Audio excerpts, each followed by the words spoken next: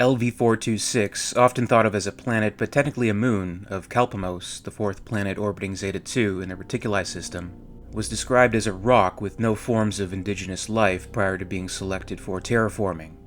Its atmosphere consisted of inert nitrogen, a high concentration of carbon dioxide crystals, methane, and trace elements, with a crust made of aluminum and magnesium silicates, and a molten core. 1,200 kilometers in diameter, with a 2-hour rotation and 0.86 of Earth's gravity, the density and size of LV-426 made it an ideal candidate for atmospheric and agronomic processing. Little was surveyed of the moon prior to the Nostromo's landing in 2122 and subsequent discovery of the derelict spacecraft holding alien life. In the years to follow, LV-426 became an area of great interest to WEYLAND, and plans to colonize soon began. The colony, dubbed Hadley's Hope after one of its designers, Curtis Hadley, was a joint endeavor sponsored by the Earth government and the WEYLAND Corporation, overseen by the Colonial Administration and supposedly adhering to all rules established by the Interstellar Commerce Commission. Terraforming took several years before colonization in 2175.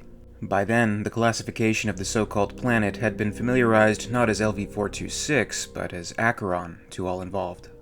There has been debate as to who exactly chose this specific name and classification.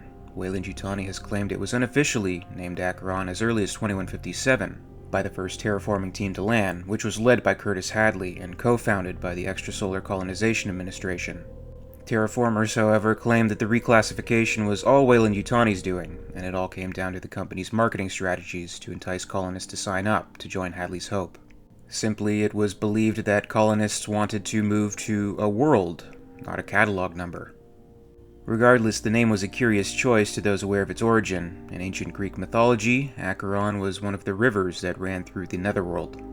And as noted by one of the terraformers in the opening moments of the extended universe novel of the same name, it's got kind of a grim translation: River of Pain.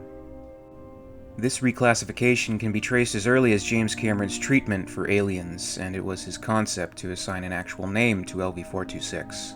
While the name Acheron isn't uttered in any dialogue in the completed film, the new name Acheron is referenced quite a bit in Cameron's completed script. In Alien River of Pain, the novel and audio drama that focuses on the events that led to the xenomorph infestation in the colony, there is actually a restoration of dialogue that was omitted from the final draft of the Alien screenplay. Many of the moments with Ripley as seen early in Aliens are resegmented and extended in the new story, including Van Leeuwen's explanation to Ripley about the LV-426 colonization. After the company hearing, Ripley approaches him and of course asks why he doesn't just check LV-426 out himself. He replies, "Because I don't have to. The people who live there checked it out years ago, and they never reported any hostile organism or alien ship. And, by the way, they call it Acheron now." While the name LV-426 will always be synonymous with the xenomorph, the new classification of Acheron has remained persistent in the extended universe, with the planet being referred to as such in several comics and novels in the series. All the more interesting that it was never referenced, at least in dialogue, in any of the films. Do you think James Cameron should have kept in Van Leeuwen's dialogue after the hearing in the film? And which name do you prefer, or find yourself using more, LV-426 or Acheron? Comment below and share your thoughts. And as always, thank you very much for watching. If you enjoyed this video, please make sure to give it a like, and if you're so inclined, you can also subscribe for all the latest videos from the channel. A very, very special thanks goes out to WEYLAND executive EmYarUk, part of the Patreon Hive.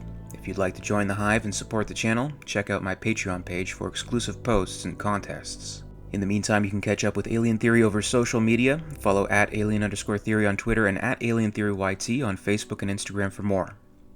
And until next time, this is Alien Theory, signing off.